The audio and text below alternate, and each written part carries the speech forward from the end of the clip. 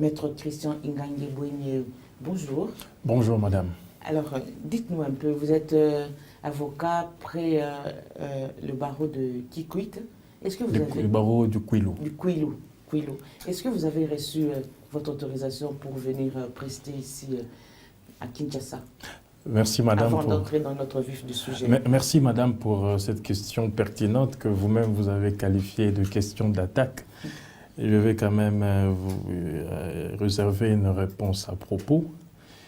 En effet, la Constitution de la République démocratique du Congo, ainsi que l'article 5 de la loi, autant que je m'en souvienne, de 28 septembre 1979 sur le barreau, les corps de défenseurs judiciaires ainsi que de mandataires publics donnent à l'avocat la latitude, tout avocat, de comparaître, d'assister, de représenter, de postuler en faveur de son client sur toute l'étendue de la République démocratique du Congo. Cette possibilité nous est aussi donnée à l'extérieur du pays. Cependant, la même loi renchérit en ce qui concerne les avocats qui comparaissent en dehors de leur ressort. La même loi voudrait que ces derniers puissent présenter leur civilité au président de la chambre où leurs affaires doivent être appelées, au président de la juridiction où leurs affaires doivent être appelées, ainsi que à l'officier du ministère public. Donc pour vous, du ressort. La position j'en viens, de l'ordre... Je n'ai pas fini, madame. Je suis en train de répondre méthodiquement à la question que vous avez posée. C'est très important. J'étais en train de dire que la même loi, je disais la loi sur le barreau, nous donne la possibilité, nous qui sommes en dehors de notre ressort ou de nos ressorts respectifs, lorsque nous comparaissons ici, de présenter nos civilités au président de la Chambre, au président de la juridiction, ainsi qu'à l'officier du ministère public, près le parquet ou votre affaire, près la juridiction ou votre affaire, du parquet près la juridiction où votre affaire sera appelée. Cependant, je reviens maintenant à ce que vous avez posé comme une sous-question. Il a été récemment ici, nous avons tous suivi, une circulaire a été prise par le Conseil national de l'ordre. La dite circulaire demande aux avocats, n'est-ce pas, qui prestent en dehors de leur ressort, d'obtenir de leur bâtonnier l'autorisation et de présenter la dite autorisation. Est-ce que votre présence dans la ville de Kinshasa, en dehors des raisons privées, est justifiée par une autorisation du bâtonnier? Madame, je suis en train de répondre à votre question. La réponse est tout à fait oui ou non. Je suis en train, pour vous dire oui ou non, je dois d'abord apporter, parce que c'est une question très complexe, madame. Parfois, ça crée une sorte d'embrouillement. Il faut qu'on en apporte des précisions. Je disais qu'il y a une circulaire récente du Conseil national de l'ordre. La dite circulaire dit ceci: l'avocat qui comparaît en dehors de son ressort doit être porteur de l'autorisation de son bâtonnier, laquelle autorisation, n'est-ce pas, doit être présentée au bâtonnier, n'est-ce pas, du lieu où son affaire sera appelée. Mais cette circulaire entrera en vigueur le 15 octobre de l'année en cours. Ce n'est pas encore en vigueur. Le 15 octobre de l'année en cours. Mais pour vous apaiser, madame, nous sommes respectueux, n'est-ce pas, de lois de la République et de règles qui régissent notre profession. Rassurez-vous que je ne suis pas en permanence ici. Je viens lorsque j'ai des dossiers, n'est-ce pas, où je suis appelé à prester pour le compte de mes clients. Mais je suis en train de m'y mettre pour obtenir une inscription complémentaire dans l'un des barreaux de Kinshasa. Parfait. Donc votre réponse est tout à fait complète. Nous allons parler de notre sujet qui est le phénomène Kuluna ou la violence des jeunes à Kinshasa. C'est plus simple et plus aisé de l'appeler ainsi que d'utiliser des mots, comme beaucoup le disent, rocambolesques, parce que c'est des mots qui effrayent. Le phénomène Kuluna ça remet carrément en cause même la mission étatique et même précieuse du gouvernement, celle de sécuriser la population. Et vous avez certainement publié beaucoup d'ouvrages à ce sujet, mais est-ce que vous avez cherché à comprendre d'où est venu ce phénomène? Je n'ai pas encore, je vais être fermente d'honnêteté intellectuelle, je n'ai pas encore jusque-là publié un ouvrage qui parle du phénomène, qui fait une étude autour du phénomène Kuluna, mais je suis en train de préparer un article que je vais publier récemment dans une édition à l'Université de Kinshasa avec les concours d'un confrère assistant. Madame, vous savez, il est fondamentalement utile pour l'homme de se poser des questions sur le devenir de la communauté dont il fait partie. C'est-à-dire l'homme doit être en mesure de pouvoir réfléchir, cogiter, apporter des solutions au fin de répondre aux problèmes existentiels liés au temps. C'est ce que moi je suis en train de faire face à ce que un bon nombre qualifie de la recrudescence, n'est-ce pas, du phénomène Kuluna actuellement dans la vie de Kinshasa. Je me suis mise à poser des questions, même en province, madame. Cette résurgence prend des proportions très inquiétantes aujourd'hui. Je me suis mise à poser des questions, qu'est-ce qui est à la base de ça? J'ai réalisé que depuis, si nous remontons au diable Vauvert, nous allons nous rendre compte que la sanction pénale a été l'unique moyen auquel le gouvernement a recouru pour résolver, n'est-ce pas, ces problèmes.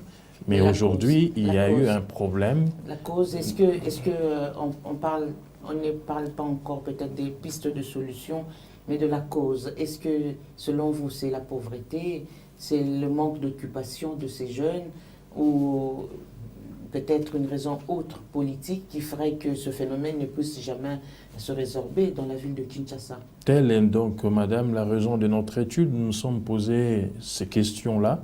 Pourquoi jusque-là, la sanction pénale n'a pas pu résolver les problèmes? Tout simplement parce que l'on n'a pas bien étudié les causes de ces phénomènes.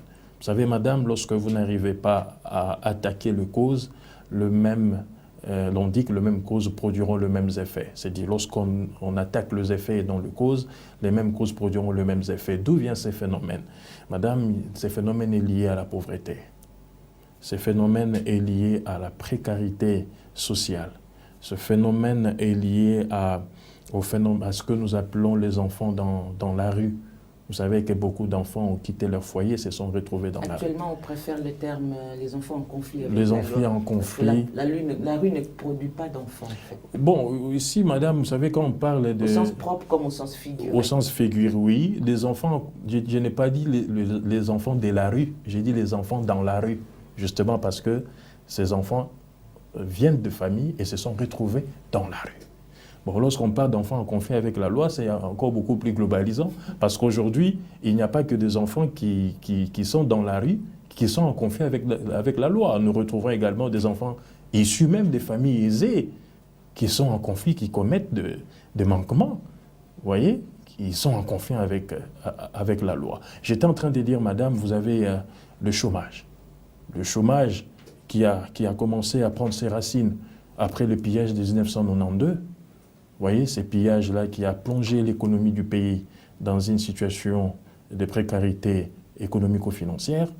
Et ce chômage aujourd'hui a pris des racines et ça nous a produit les phénomènes Kuluna, qui n'est rien d'autre que, madame, un ensemble de comportements criminels perpétrés par de personnes en masse dont le mode opératoire consiste à commettre des infractions de droit commun, notamment le viol des enfants, le viol de femmes, les extorsions et des coups et blessures, simples parfois avec circonstances aggravantes. Vous avez tantôt semblé condamner, avec vos mots, la légèreté du code pénal par rapport justement à la répression de cette situation, tout en sachant que le phénomène Koulouna n'est pas du tout reconnu comme une infraction en droit congolais. Mais qu'est-ce que vous auriez voulu dire par rapport à ça? Madame, je n'ai pas condamné le code pénal. Vous savez, nous avons de très bonnes lois dans l'arsenal judiciaire en ce qui compte. Bon, le code pénal a été, certaines dispositions de ces codes ont été modifiées par des lois spéciales. Il y a eu notamment la loi sur les violences sexuelles a modifié certaines dispositions de ces codes. Bon, le débat n'est pas à ce niveau-là, madame. Moi, je n'ai jamais dit que le code posait un problème. Mais ce qui pose un problème, c'est la politique criminelle de notre pays face à ces phénomènes. Je parle de l'inefficacité de la sanction pénale parce que les canaux qui devaient conduire à la mise en œuvre de cette sanction posent problème, ne fonctionnent pas comme il faut. Qu'il y ait sanction pénale, il faudrait que le phénomène Koulouna, appelons ça comme cela, puisse être reconnu comme une infraction en droit pénal congolais. Mais ce n'est pas reconnu, ce sont les effets de ce phénomène-là qui sont reconnus comme une infraction. Et justement, madame, le phénomène Koulouna n'a jamais été reconnu comme une infraction, mais les comportements criminels, n'est-ce pas, de ces phénomènes perpétrés par ceux qui sont, n'est-ce pas, acteurs et sanctionnés par la loi pénale. Mais le problème qui se pose ici, madame, c'est que les canaux qui devaient conduire à cette sanction posent problème. Vous savez que la peine a une fonction d'intimidation collective. Mais il y a... La peine doit être proportionnelle à l'infraction. Mais qu'est-ce que nous constatons, madame? Les canaux qui doivent conduire à la sanction pénale. Vous voyez, à la mise en œuvre. Quels sont ces canaux? Voilà, vous avez l'appareil judiciaire, par exemple, qui est inefficace aujourd'hui. Vous savez, madame, que certains Koulouna sont arrêtés et quelques heures après libérés par le magistrat au motif qu'il n'y a pas de plaignant. Alors tout juriste moyen connaît que l'action publique est de l'apanage du ministère public. Il arrive de fois que certains, je préfère mettre ça au conditionnel, que certains policiers, selon certaines informations à notre possession, les policiers, de fois, serraient de mèche avec ces malfrats. Vous imaginez, madame, un policier qui est appelé à constater à arrêter, vous voyez, les auteurs de crimes, mais il arrive de fois qu'il soit des mèches avec ces derniers. Nous parlons des faits et des conséquences en matière pénale. Il est entendu que le témoignage fait partie des éléments importants pour constituer une infraction commise par un Koulouna ou un enfant en conflit avec la loi.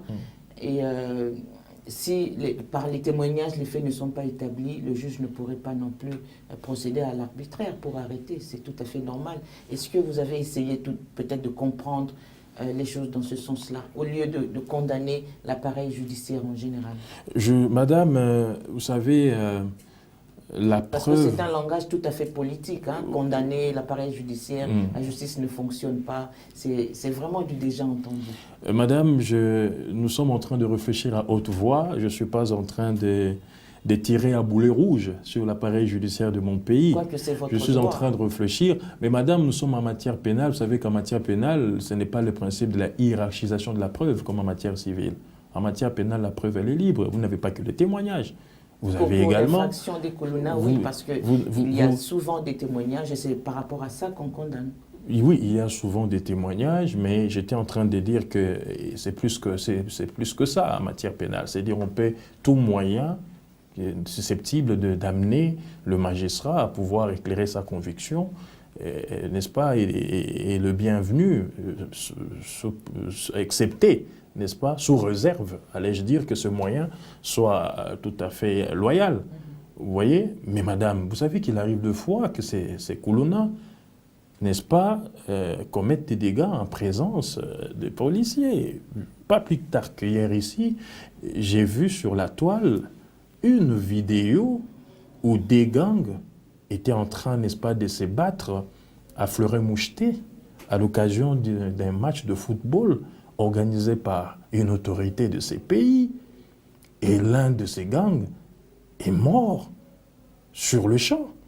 Cette vidéo a choqué l'opinion.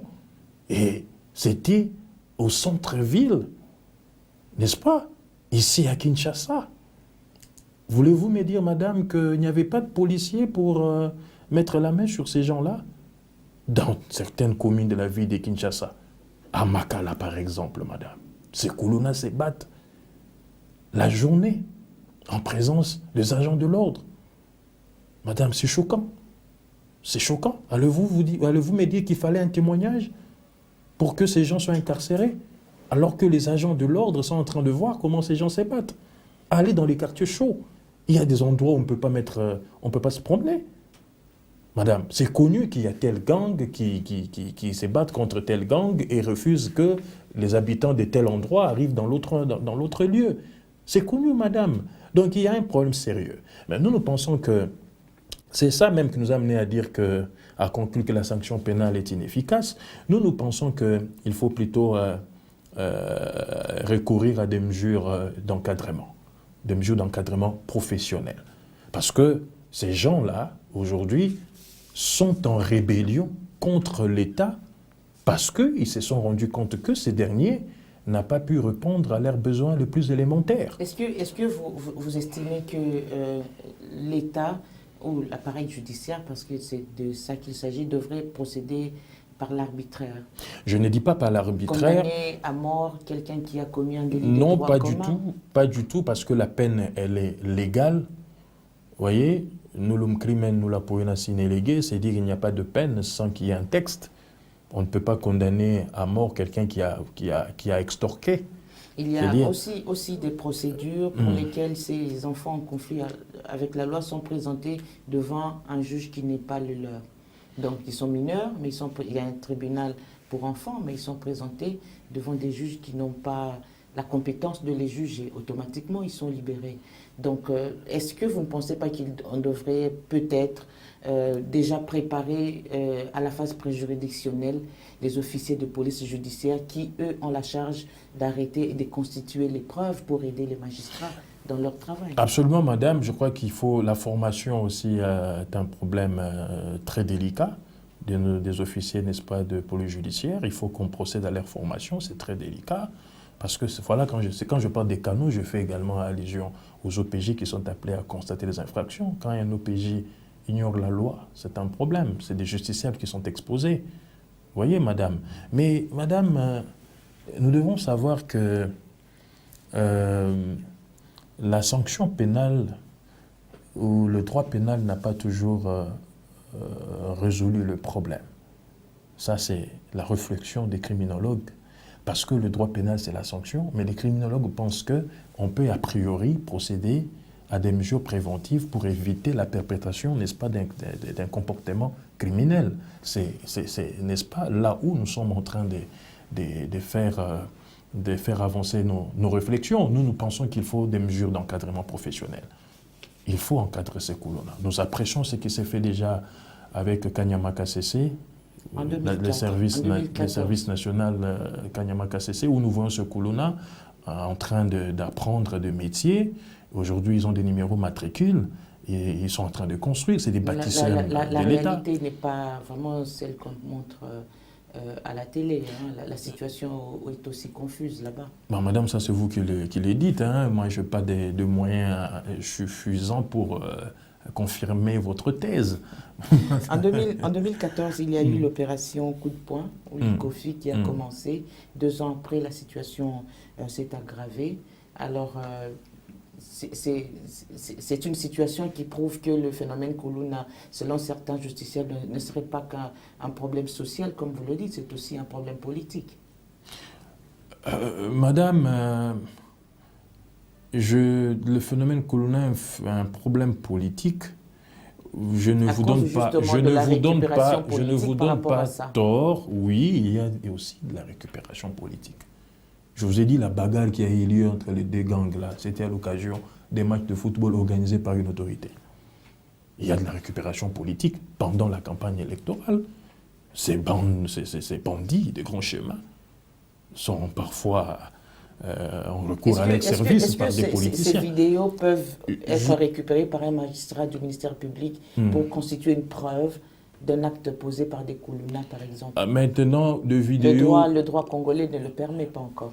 Oui, vous savez, une vidéo, j'ai écrit mon mémoire sur l'administration de la preuve en deuxième licence, et la vidéo, la photo, vidéo, photo n'ont jamais été considérées comme étant de preuves loyales, mais dans la pratique, il arrive que l'on présente, le ministère public vous présente une vidéo, vous présente deux photos comme preuve. Ça se fait dans la pratique. Je suis praticien du droit, je sais ce que je suis en train de dire. Vous voyez, madame, même encore faut-il, la vidéo ne suffit pas, mais encore faut-il prouver qu'effectivement, des gens qui s'est battés là, dans cette vidéo, et s'est battés parce qu'ils ont été envoyés par un politicien. Mais je ne rejette pas ce que vous affirmez. Nous savons que ces gens-là sont entretenus par certains politiciens dans mon pays, et c'est regrettable. Et moi, je pense que si on arrivait à résoudre le problème de base, la vraie cause qui cause ces phénomènes, et ces politiciens manqueront à qui recourir pour leurs appétits gloutons. Vous avez parlé de la pauvreté, oui, madame, mais aussi de la formation. Est-ce que la sanction des magistrats et policiers qui n'arrivent pas à bien interpréter la loi n'est pas possible aussi? Madame, vous savez, lorsque je sais qu'au sein de la magistrature, les magistrats sont cotés. Il y a ce qu'on appelle les signalements. C'est prévu par le statut de magistrat. Ils sont cotés. Et ils ont un organe disciplinaire qui est le Conseil supérieur de la magistrature. Et je sais que le Conseil supérieur de la magistrature fait son travail. Récemment ici, certains magistrats venaient d'être révoqués parce qu'ils ne faisaient pas bien leur travail. Vous voyez? Donc nous savons qu'il y a un travail qui s'est fait de ces côtés-là, mais il faut encore travailler davantage pour que le magistrat, dans l'exercice de leurs fonctions, fasse les choses dans le respect du texte. Alors que prévoit la loi, au fait, par rapport à ces enfants en conflit avec la loi lorsqu'ils sont déférés devant la justice et reconnus coupables? Il y a ces enfants en conflit avec la loi sont envoyés dans des centres d'hébergement, dans des foyers pour leur réinsertion sociale. C'est ce que la loi prévoit. Mais on n'en a pas assez, madame. Aujourd'hui, ces centres d'hébergement, on n'en a pas assez. Non seulement pour des enfants en conflit avec la loi qui sont condamnés, voyez, pour des manquements qu'ils commettent, mais aussi pour ceux qui sont à l'extérieur, qu'on voit sillonner les grands artères de la ville de Kinshasa. On ne pouvait pas, c'est une honte, c'est une ignominie, madame, même pour des étrangers qui nous fréquentent, de voir des enfants circuler dans des boulevards en train de mendier. Ces enfants ne devaient pas se retrouver. C'est dans tous les pays. Madame, moi j'aime beaucoup plus la loi de l'exception. Je n'aime pas que l'on tombe dans la généralité. Il faut généralement procéder par droit comparé aussi, comme ça vous savez. Quand on dit c'est partout, c'est comme si on veut normaliser ces comportements. C'est anormal, madame. Non, on ne dramatise pas. Mais lorsqu'on dit... Non, nous ne sommes pas en train de dramatiser. Nous sommes en train de faire une analyse objective. Nous ne sommes pas monsieur tout le monde. Le Congo, les grands Congos n'est pas n'importe quel pays. Nous devons faire mieux que les autres. Est-ce qu'à Kikwit, dans votre ressort, si vous avez le temps de rester là de temps en temps, est-ce qu'il n'y a pas ce phénomène? Madame, je fréquente de temps à autre Kikwit, mais je vous rassure qu'il y a le calme qui règne là-bas. Il y a le calme qui règne, généralement. Sans peur d'être contredit. Oui, je vous dis, il y a le calme qui règne à Kikwit. Mais on peut retrouver des petits bandits. D'ailleurs, ceux qui viennent, les bandits qu'on retrouve souvent là-bas à l'intérieur, sont ceux qui viennent de Kinshasa et qui se cachent là-bas. C'est connu. Alors, les pistes de solution, selon vous, seraient la coercition même de cette sanction pénale parmi les... Oui, la coercition de la sanction pénale, suivie des mesures d'encadrement professionnelles. Il faut créer des centres d'hébergement, il faut recycler le Kuluna. Il faut que l'on revoie aussi la politique pénitentiaire. Vous savez que nos prisons, madame, sont devenues aujourd'hui, au lieu d'être des centres de rééducation, nos prisons sont devenues aujourd'hui des lieux de radicalisation. des prisonniers. Qu'est-ce qui se passe, madame? Il y a un problème qu'on appelle en criminologie des contorsions criminelles. Les enfants qui sont arrêtés, les Koulouna, qu'on amène, qu'on condamne pour coups et blessures ou vol simple, on les met ensemble avec des criminels des grands chemins qui ont tué. Et brutalement, sans transition, ils apprennent comment tuer. Conséquence, lorsqu'ils sortent de la prison, ils récidivent. Est-ce qu'ils ne récidivent pas parce qu'en dehors de ça, ils ne savent pas faire autre chose? Voilà, c'est ça le problème, madame. Ils auraient appris à faire autre chose si nos prisons étaient des centres de rééducation. Mais s'ils sortent de là sans apprendre un métier, c'est parce que nos prisons sont aujourd'hui des centres de radicalisation. Et certains repoussent plutôt la faute, rejettent la faute au gouvernement à cause de la situation économique qui n'évolue pas vraiment. Et il y a le taux du chômage aussi, c'est parmi les conséquences. Donc, pour extirper un mal, comme on le dit, il faut s'attaquer à ses fondements. Mais madame, le fondement de tout, c'est la pauvreté. Nous n'allons pas laisser la nation s'effondrer parce que nous avons des problèmes à résoudre. Je pense que le gouvernement, en dépit de tout ce que nous rencontrons, d'ailleurs, les problèmes économiques, la crise économique, elle est globale aujourd'hui, madame. Il y a la crise en Ukraine, il y a la crise en Europe, il y a la crise un peu partout, il y a la crise en Afrique. Mais faites, je sais que vous voyagez souvent, quand vous allez, même en Afrique, ici, dans l'un des pays africains, vous constatez que les choses sont faites autrement, madame. On ne doit pas toujours, madame, chercher des alibis pour justifier, n'est-ce pas, ce que moi je qualifie des situations anormales. Il faut qu'on se mette au travail, madame, pour faire mieux. C'est ce que nous voulons. Maître Christian, est-ce que vous seriez prêt vous-même à défendre un Koulouna, si on vous le présente comme client? J'ai prêté serment, madame, de ne défendre qu'une cause que je croirais juste à mon âme et conscience. Ça veut dire que avant que l'on passe à la défense, il y a d'abord la phase de consultation. Et quand les clients me disent que j'ai tué, moi je pense que cette cause n'est pas juste à mon âme et conscience. Je ne le défends pas. Voilà. On est en train de terminer. Vous avez tantôt signalé que vous étiez en train d'écrire sur la question. Alors, qu'est-ce que vous attendez de votre publication après? Madame... Est-ce juste une interpellation ou vous voulez qu'il y ait peut-être une situation qui bougerait, mais dans quel sens? Il faut que les choses bougent, madame. Je lance ici un appel au ministre de la Jeunesse et Éducation à la Nouvelle Citoyenneté de convoquer les États généraux de la jeunesse avec tous les acteurs concernés dans la protection de la jeunesse. Nous voulons que la